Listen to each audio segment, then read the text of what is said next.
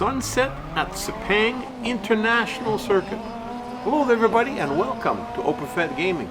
You're listening to the OpenFed. Today we're driving an Alfa Romeo 155 TS and we're driving in our semi-pro season. We're in a classic touring car event, round two, and we're driving at the Sepang International Circuit on the full track B course. We're doing 3 laps. We're driving at sunset, beautiful sunset with clear skies, and we started 22nd out of 22. Now there's only 3 laps, but they're pretty long because they're on the full track, so they're going to take a little bit of time to do, but we do have 21 cars we got to pass. We're right in the thick of it. Boy, I tell you. This first lap I always like to just kind of go with the main pack and see how everybody's going to drive and see where the track is if I'm not familiar with the track, and just kind of generally drive a little bit slower. However, you got to keep up with the main group of the pack of cars, otherwise you're going to feel like you're going to fall way too far behind. Now I do got to mention that this is Grid Legends that we're driving in, and they like to bump and rub a little bit if you haven't noticed, and you got to just kind of ignore that. They'll run into you a little bit and push you, but they won't get really too aggressive until you get aggressive back. So you just kind of try and drive as clean as you can, and every once in a while you might rub up against a car, and that's not a problem. The other thing, however, that sometimes happens is a car spins out in front of you when he takes the corner too fast, or he nicks a car, or he runs into a road sign, or who knows what happens, and they spin out. And when they do that, sometimes they take out 1 or 2 or more cars in behind. So you got to be aware of that, and always be on your guard for a car spinning out in front of you. For the rest, you got to just try and put your hammer down and try to weave your way in and out of the group of cars, while still trying to use the full width of the track, so you don't have to slow down as much as you should. Okay, like here, almost overshot it because I wasn't using the full width of the track properly. And that's hard to do when there's other cars on the track, but you do your best. Now we're coming around the turn here to the end of the first lap, and this is a perfect section, nice and long and straight, where you can rip by as many cars as possible, if you're close enough, of course. Because if you have to take this time to catch up to him, by the time you catch him, you're at the next corner. But then again, we got another straight section coming back. The graphics on this particular race are absolutely gorgeous. Like, that is just beautiful sunset, you know, with the light hits you from behind. It just looks great. I think it's fantastic.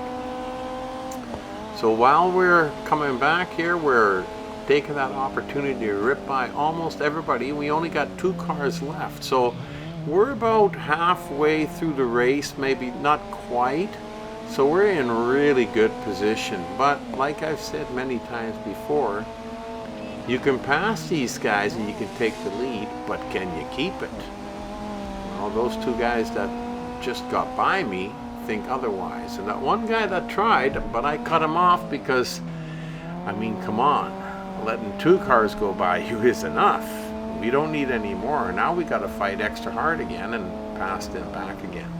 So they're going to take a little while, but that's okay, because that just shows that the race goes back and forth. You don't just rip by everybody and win, which is how I wanted to win in the race when I first started. But now you start to approach it a little bit differently. You have a little bit of patience. See, I passed him, now he passes me back, but as long as you still got a full lap to go, there's no problem. No problems to worry or driving chaotic or not. Here we got by those guys and ripped to the corner and kind of slid around the corner and did a perfect slide.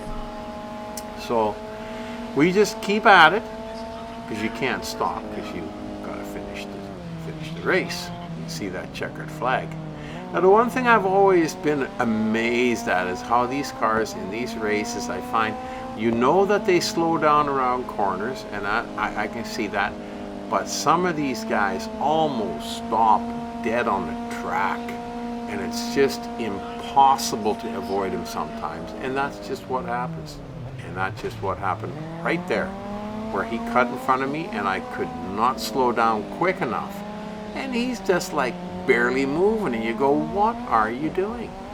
And I find that a little frustrating at times, but not enough to quit playing the game, I'll tell you that. I love this game, it's fantastic. I like this one because it's kind of like Gran Turismo. I like that one too.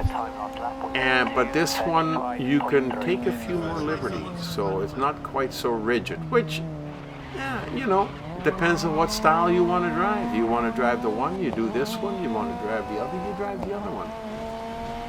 Anyhow, we're in our third lap as we got by everybody, but here again, you're ripping along, and you can see that the number 2 car, Rick Scott, on the left-hand side on the display, he's now 3.5 seconds behind me. Now, I've said many times, if it's 1 to 1.5 seconds, you can still see him in your rearview mirror. If it's more than 2, you usually see he's way back there, and he's over 3 seconds behind us. But like I sometimes do when I fall asleep at the wheel a little bit and I don't have a pace car in front of me, I have nobody to follow, and sometimes I have a hard time seeing exactly where the track turns. And when that starts happening, then I start driving a little slower. And when that starts happening, Rick Scott starts catching up. But unbeknownst to Opafet, he isn't paying attention to the rear view mirror, so he doesn't always see when a car is catching up to him. However, it turns out okay. See, now he's 2.5 seconds behind me, and I honestly did not realize that I was just trying to drive a clean, nice flowing race through the corners. Just go a little bit slower, you don't need to go crazy.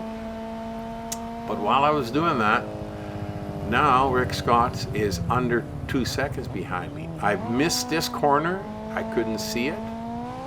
Now he's under a second behind me. And as you can see him in the rearview mirror, one mistake at this point and the race for me will be over. Because with next to nothing for time left and lap left, I would never be able to recoup if I drove off the track. Because there'd be 2 cars that'd be shooting by me like you wouldn't believe, so it would be too late. But anyhow, I didn't. I stayed on the track. I did my best, and I really enjoyed this race. I hope you did too. Until next time, you've been racing with the Opafet.